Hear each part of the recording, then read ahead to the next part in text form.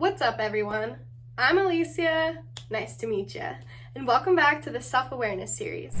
Today, we're getting deep into self-talk, that voice in your head that narrates your entire life. You know the one that says, "You're not doing good enough, you look tired, why can't you get it together?" Yeah, that voice. But what if I told you that voice isn't you, it's just a habit, and you can rewire it to make it sound like someone who actually loves you? Let's talk about how.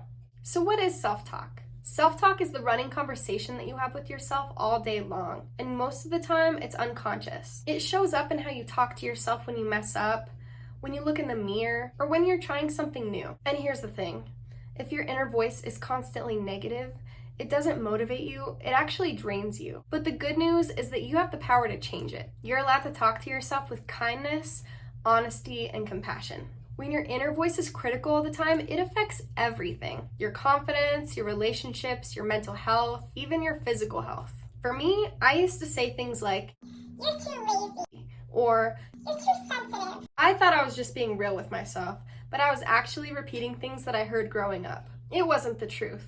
It was my trauma talking. And the more that I fed that voice, the smaller I felt. What do you say to yourself when you make a mistake?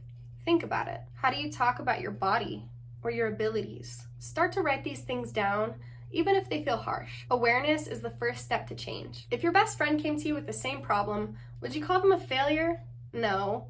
You'd remind them of their worth. So why not do the same for yourself? If your inner voice says, "You're never gonna get this right," you can say, "I'm learning, and that's enough right now." This isn't about toxic positivity. It's about speaking the truth with kindness. Here's a 60-second check-in that you can do. Place your hand on your chest. Now take a breath. Ask yourself, what do I hear right now? Say it out loud gently.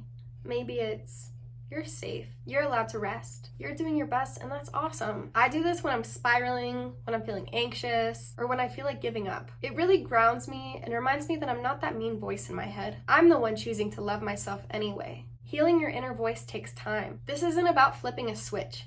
It's about building a relationship with yourself one thought at a time. It'll feel weird at first because it's new. And yeah, you might mess up and fall back into old habits.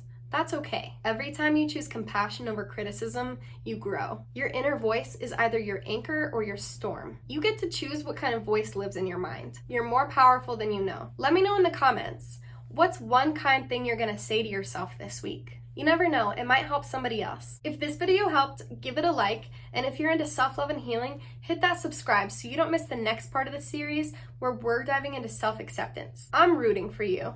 When you do the work, it really shows. See you next time.